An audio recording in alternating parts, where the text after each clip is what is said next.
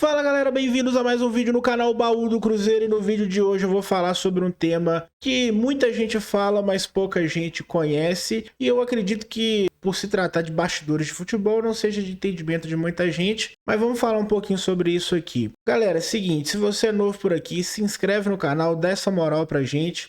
Muitas das pessoas que assistem o vídeo não são inscritas no canal, então se inscreve aí, ativa o sininho, porque aqui tem Cruzeiro todo dia. E vários vídeos aqui nesse formato, beleza? Já deixa seu like também, que ajuda muito na entrega do vídeo. Galera, o vídeo de hoje é sobre fair play financeiro e eu vou falar a verdade, pelo menos a verdade que eu acredito sobre esse tema, né? Bom, galera, o vídeo de hoje, ele é um oferecimento de PSN Games BH, que é o meu parceiro Lucas aí, meu amigo pessoal, tá trazendo promoções fantásticas aí. E é aquela coisa, né? Igual o meme aqui da imagem, quem compra na PSN Games BH fica igual esse carinha aqui, fica suave. Porque lá o preço é muito menor do que nas lojas dos consoles, né? Então, por exemplo, o EFC 25, a partir de R$160 você já consegue garantir o seu. Isso porque o cupom Baú do Cruzeiro te dá 10% de desconto, beleza? O link tá na descrição. O Instagram PSN Games BH fala que veio pelo Baú do Cruzeiro, que tem desconto, beleza? Então, galera, vamos partir pro vídeo aqui, pro que interessa, porque é o seguinte, o que é o fair play financeiro, né? Primeiro de tudo, a gente tem que entender o que é o fair play financeiro. E o fair play financeiro por si só não é uma coisa única. Cada liga tem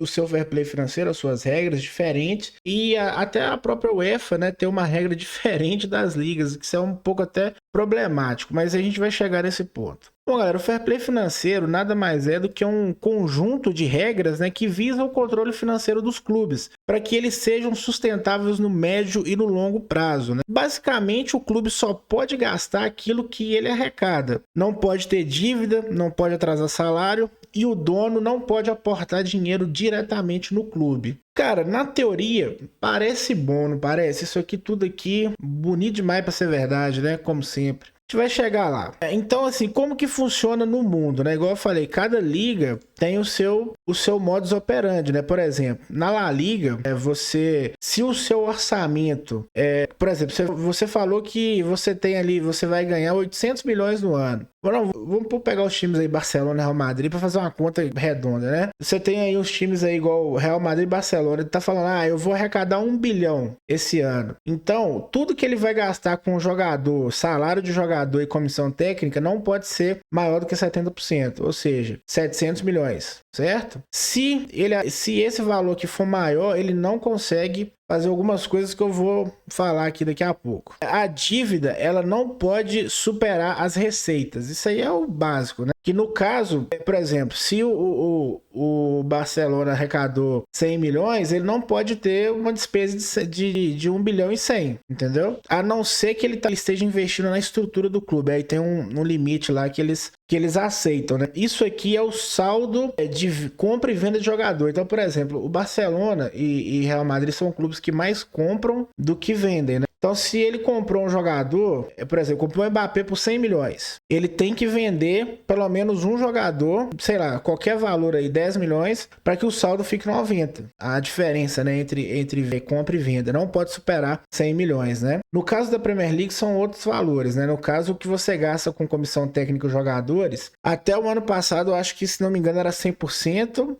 a partir de 25, 26 é 85%, e eu acho que até em 3 anos eles querem que gaste 70%, né? Que é para se adequar aqui ao UEFA, que mais para frente eu vou falar. Aqui tem uma diferença, as dívidas, essa dívida que eu falei aí, que no caso aqui da La Liga, eles aceitam uma perda de até 15 milhões no período por ano, né? Eles aceitam você dar um fumo ali de 15 milhões. Só que eles avaliam um triênio, né? Então esse triênio pode ser de até 105 milhões. Só que se bater esse valor aqui, em 3 anos, as perdas somarem esses valores aí, o dono tem que aportar a diferença. Então ele tem que aportar 90 milhões, aí eles aceitam. Então você vê que de uma liga para outra já muda bastante. Isso aqui eu acho errado, porque o que acontece numa liga tem que ser igual a outra, porque, por exemplo, o Barcelona tá lá se lascando para poder registrar jogador, porque ele não consegue cumprir isso aqui, né, que é o primeiro tópico. E eu acho que o fair play da La Liga ele é muito mais justo, né, nesse sentido. E aqui na Premier League você tem vários exemplos aí de clubes que vão registrando perda, inclusive alguns foram punidos recentemente.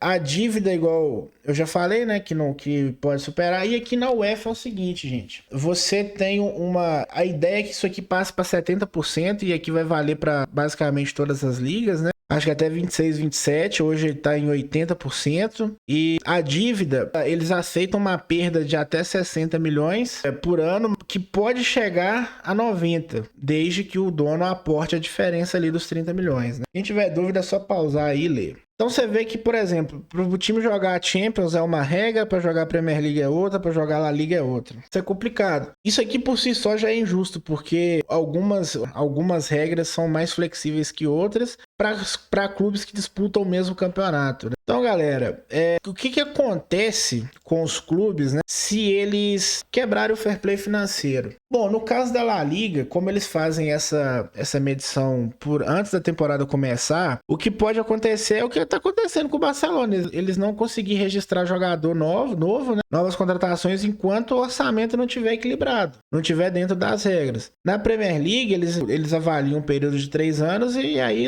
as punições são várias, rebaixamento, perda de pontos. Recentemente a gente teve perda de pontos, né? E na UEFA, os clubes que não se adequam ao fair play financeiro deles ficam impossibilitados de jogar as competições europeias, né? Que é um grande prejuízo, porque grande parte da receita de todos esses clubes aqui vem da Champions League, né? Principalmente a Champions League. E assim, por mais que a regra exista, né? Isso não significa que os clubes sigam elas, não. Muito pelo contrário. A gente tem aí vários exemplos aí de clubes que burlam de alguma forma o fair play financeiro, né? Por exemplo, uma das maneiras de você burlar o fair play financeiro, quando os clubes têm donos, né, é você inflar o valor de patrocínio. Então, por exemplo, o dono do Manchester City, ele tem, né, uma companhia aérea que chama Etihad Airlines. E aí, por exemplo, ele estampa ali o master do clube. E ele fala que esse patrocínio ele vale 100 milhões de libras por ano. E aí, só que não vale, né? Porque, por exemplo, outros clubes, por exemplo, o Manchester United, que é uma marca maior, e eu falo isso porque eu sou torcedor do Manchester City, quem me conhece pessoalmente sabe, e esse assunto aí, eu falo de Manchester City na internet desde 2012, então tô cansado de saber já sobre isso, né? Mas assim, o patrocínio do United é uma marca mais forte que o City. O Real Madrid é uma marca mais forte que o City, então o patrocínio do City, ele não pode ser igual, o valor não pode ser igual ao valor desses clubes. É uma lei de mercado isso, né? É uma lógica de mercado. Então, durante um período aí, o City injetava dinheiro no clube através de patrocinadores, né, de acordos de patrocínio superfaturados. Isso é o que a Premier League diz que o clube estava fazendo. Né? Inclusive, tem um julgamento aí, enfim, não vem ao caso. É outra história. Então, por exemplo, você pega o cara tem uma empresa, ele patrocina a empresa, o clube pela empresa e injeta dinheiro por lá, né? Outra maneira que dá para fazer isso, né? Que era o Chelsea que estava fazendo isso, que é o seguinte, por exemplo, você vê lá um jogador de 100 milhões de euros, não quer dizer que ele foi pago à vista, né? Ninguém faz isso, nem os clubes ricos. Então, o valor da contratação ele é diluído no tempo de contrato. Então, o que o Chelsea estava fazendo? Ele pegava o jogador e oferecia para ele um contrato de 8, 10 anos. E aí o valor do que foi gasto, vamos supor, se for um jogador de 100 milhões e deu um contrato de 10 anos, o custo dele é de 10 milhões por ano. Isso é um jeito de você burlar, né? Porque geralmente os clubes oferecem contrato de 5 anos. E aí depois disso, o fair play financeiro lá da Premier League se readequou, né? Colocando limite aí, mas tinha essa brecha aí no fair play financeiro, igual eu falei lá dos patrocínios do City e tudo mais. Outro caso bem interessante aqui pra gente falar sobre é o caso do Textor, né? Que é um dos caras que vem pedindo aí fair play financeiro no Brasil. Eu vou citar esses dois casos aqui, ó. Quando eles vendeu o Adrielson e o Lucas Perry pro Lyon, que é um clube do grupo, né? Então, uma das maneiras de você burlar o fair play financeiro é você fazer